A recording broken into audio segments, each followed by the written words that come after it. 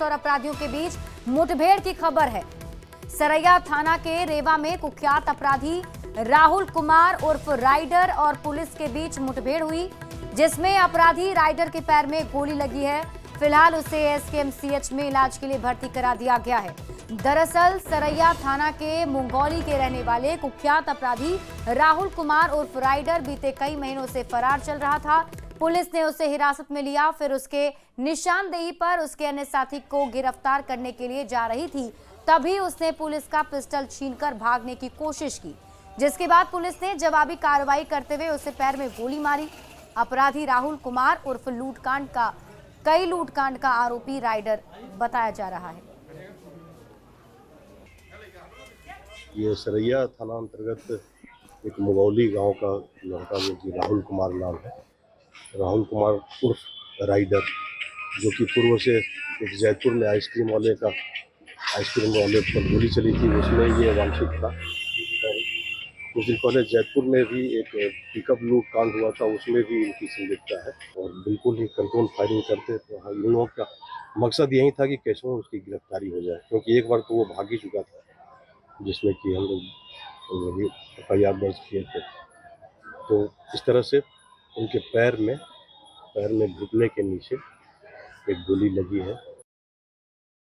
मुजफ्फरपुर में कुख्यात अपराधी और पुलिस के बीच में मुठभेड़ हुई है। सरैया थाना क्षेत्र के रेवा में कुख्यात अपराधी राहुल उर्फ राइडर के पैर में गोली लगी है। दरअसल राइडर को गिरफ्तार किया गया था, जो बीते कई महीनों से फरार चल रहा था। कई बड़े लूटकांड का आरोपी है, कुख्यात अपराधी कहा जाता है राइडर, और वह बीते काफी समय से फरार चल रहा था। पुलिस ने उसे हिरासत में लिया था और उसकी निशानदेही पर एक अन्य जो उसके साथी थे उसको ढूंढने के लिए पुलिस जा रही थी, उसको लेकर जा रही थी। इसी दौरान जो है वह एक पुलिसकर्मी का पिस्टल छीनता है, भागने का प्रयास करता है, लेकिन और इसी दौरान वह पुलिसकर्मी पर फायरिंग भी करता है, जिसमें पुलिस की गाड़ी पर भी जो है वह गोली लगती है।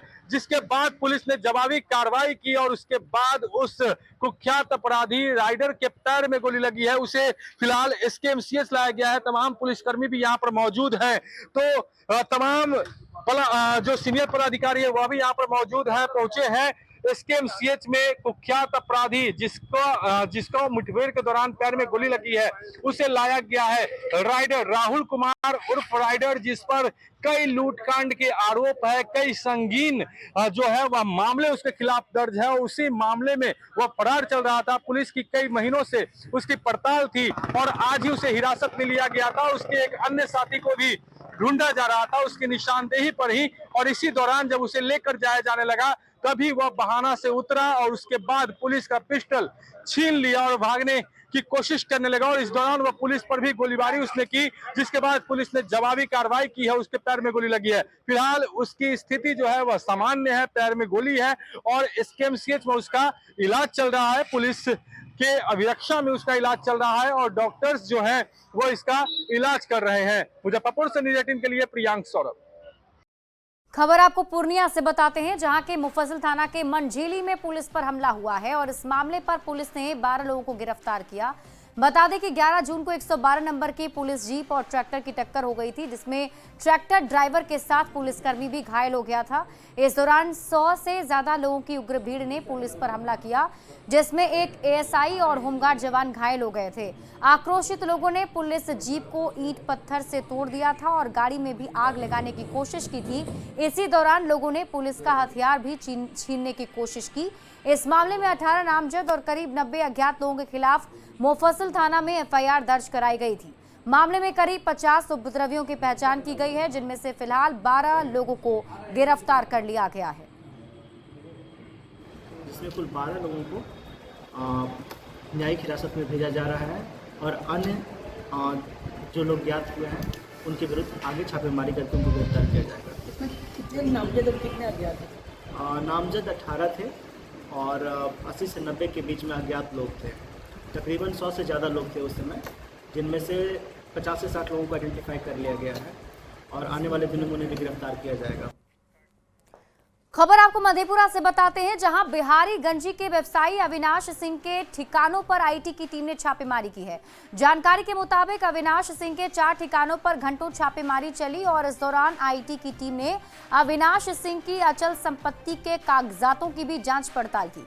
दोपहर 1 बजे से लेकर शाम 6 बजे तक आईटी की टीम ने खोजबीन की। बता दें, आईटी की टीम ने अविनाश सिंह के मवेशी हाट, नया बाजार स्थित मक्का गोदाम, उनके शोरूम और निजी आवास पर भी छापेमारी की है। कार्रवाई के दौरान विशेष सशस्त्र बल तैनात रहे, जबकि स्थानीय पुलिस और प्रशासन को इससे दूर रखा गया।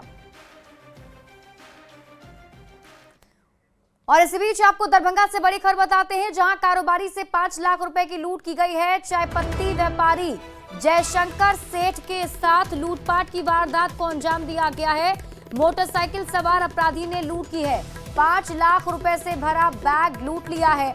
बहेड़ा थाना क्षेत्र में इस वारदात को अंजाम दिया गया।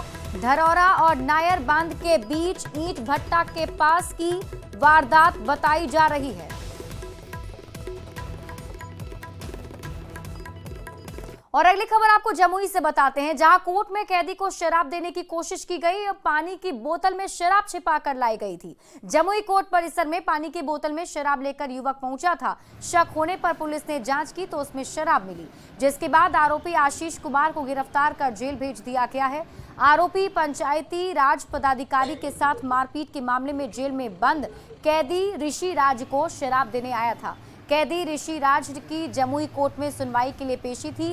पेशी के बाद जब कैदी ऋषि राज को हाजत में लेकर जाया जा रहा था, तभी पुलिस वालों के सामने आरोपी आशीष पानी के बोतल में शराब देने पहुंचा था। आशीष और ऋषि राज दोनों दोस्त हैं। आशीष कुमार भी बीते कुछ दिन पहले जमानत पर जेल से छूटा है।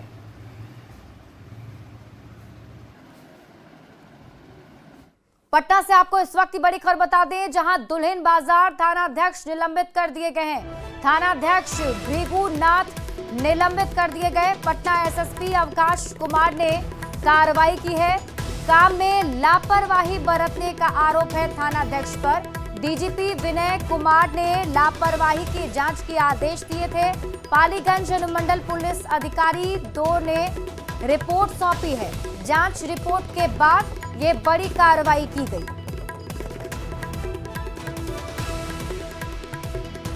तो बड़ी खबर आपको पटना से बता रहे हैं, ये बड़ी जानकारी। दुल्हिन बाजार के थानाध्यक्ष को निलंबित कर दिया गया है। पटना के एसएसपी अवकाश कुमार ने उन्हें निलंबित किया है। और इसी बीच आपको बक्सर से बड़ी खबर बताते हैं, जहां पुलिस टीम पर युवक ने हमला कर दिया। घरेलू विवाद सुलझाने के लिए पुलिस की टीम गई थी। एएसआई पर चाकू से हमला किया गया है। जख्मी एएसआई सदर अस्पताल में भर्ती हैं। एएसआई नीतीश गंभीर रूप से घायल हो गए हैं। आरोपी को गिरफ्तार कर लिया गया है और पुलिस अब पूरे मामले की जांच पड़ताल में जुट गई है।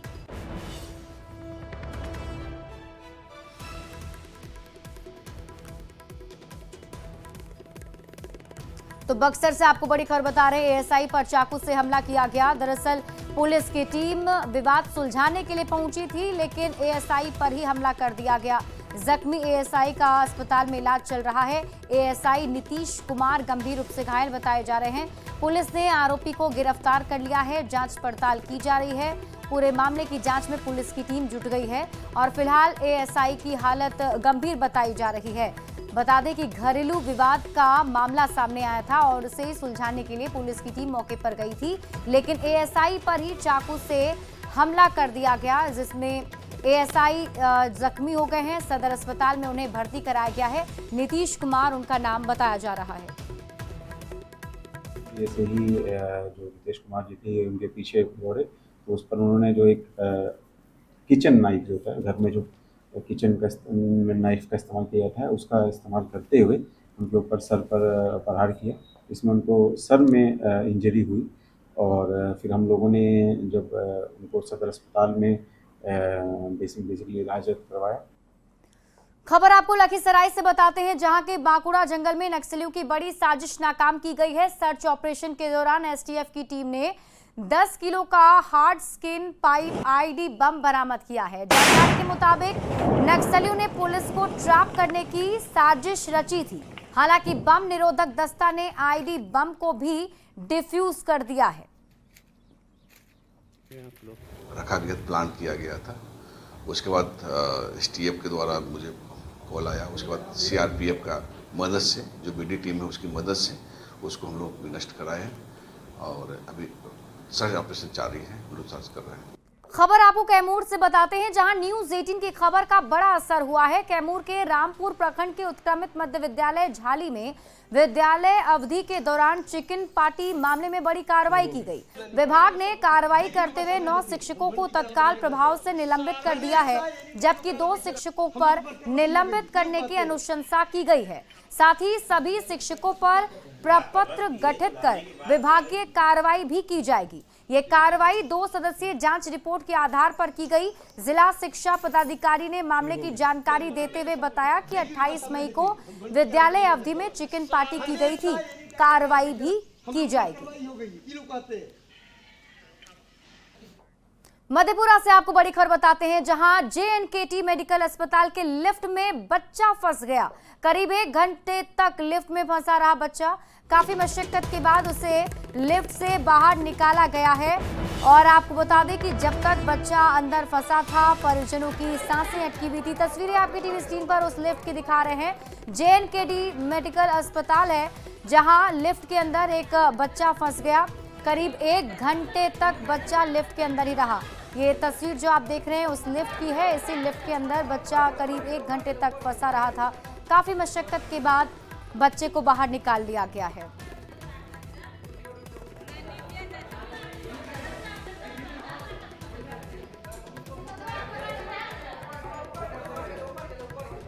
तो बड़ी खबर आपको मधेपुरा से बता रहे हैं। JNKT मेडिकल अस्पताल की एक घटना है।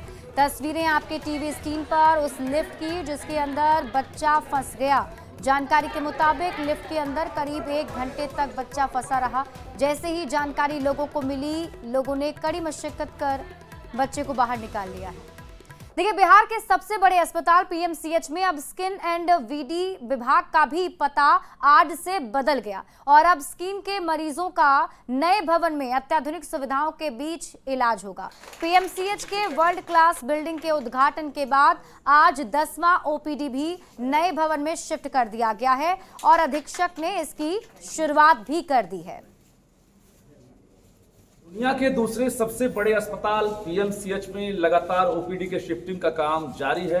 ऐसे में आज 10वां OPD भी शिफ्ट कर दिया गया है और ये तस्वीर आपको हम दिखा रहे हैं। आज से शुरुआत हुई है स्किन एंड VD डिपार्टमेंट की और यहाँ पर तमाम जो डॉक्टर्स हैं, पैरामेडिकल स्टाफ हैं, नर्सिंग स्टाफ हैं, उनके इंतजार की घड़ियाँ आज खत्म हुई है और सभी आज आरती की थाली सजाकर यहाँ पहुँचे हैं और इसके साथ साथ फीता काटकर अधीक्षक ने उद्घाटन किया है। एक्चुअली 3 मई को इसका उद्घाटन हुआ था माननीय मुख्यमंत्री के द्वारा, मंत्री जी के द्वारा।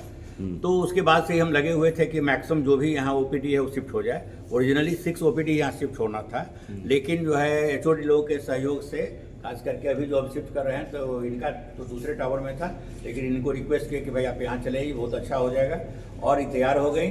तो आज जो है सो 10वां OPD हम चालू कर दे रहे हैं और ये हमको लगता है दुनिया का one of the best OPD में होगा।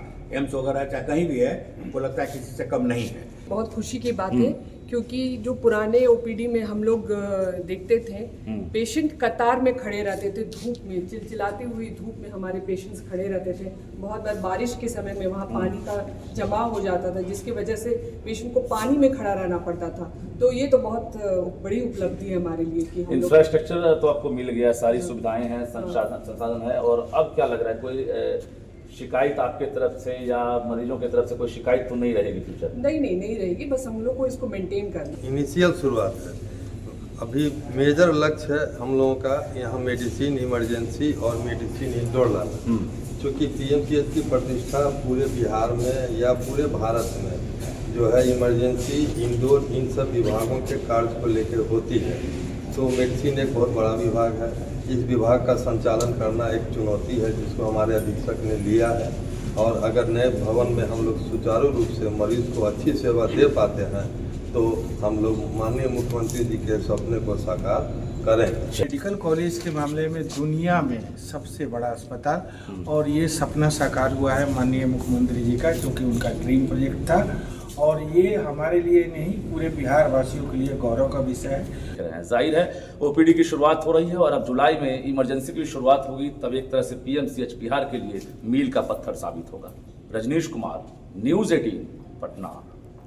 पटना में विश्व रक्तदाता दिवस के मौके पर एक विशेष रक्तदान शिविर का आयोजन किया जा रहा है। 14 जून को आईएएस भवन में रक्तदान शिविर का आयोजन किया जा रहा है। इस नेक पहल में आईएएस, आईपीएस और आईएफएस एसोसिएशन मिलकर काम कर रहे हैं। इनके साथ आईएएस, आईपीएस और आईएफएस वाइब्स एसोसिएशन भी सक्रिय रूप से सहयोग कर रही है। साल 2021 से लगातार रक्तदान शिविर का आयोजन किया जा रहा है और इसका उद्देश्य न केवल रक्तदान के प्रति जागरूकता फैलाना है, बल्कि समाज में सेवा और सहयोग की भावना को भी बढ़ावा देना है। 14 जून शनिवार को आईएएस भवन में ब्लड डोनेशन कैंप आयोजित किया जा रहा है। मैं सभी सदस्यों से और IAS, IPS, IFS, vibes association के सदस्यों से अपील करना चाहता हूं कि वे बड़ी संख्या में भाग लें ताकि अच्छी उपलब्धि हो सके। मैं इस पहल के सफल होने की मंगल कामना करता हूं और इसमें अधिक से अधिक लोग, अधिक से अधिक सदस्य जो इन सर्विसेज के हैं वो आकर के उनके फैमिली के मेंबर्स रक्तदान करें। रक्तदान एक बहुत ही परम पुनीत कर्तव्य है। मानवता की सेवा के लिए इससे बहुत बड़ा योगदान और कुछ नहीं हो सकता है। वर्ष है और इस वर्ष भी हम 14 जून को बड़े पैमाने पर एक ब्लड डोनेशन कैंप आयोजित करने जा रहे हैं। आप सभी लोगों से अनुरोध है कि इस ब्लड डोनेशन कैंप में जरूर आएं रक्तदाता के रूप में, और अगर रक्त नहीं दे सकते तो और जो रक्तदाता हैं, जो रक्तवीर हैं, उनका उत्साह बढ़ाने के लिए। और इसी के साथ अपना बिहार के इस बुलेटिन में अभी के लिए बस इतना ही। आगे देख लेते हैं इस वक्त की हेडलाइन।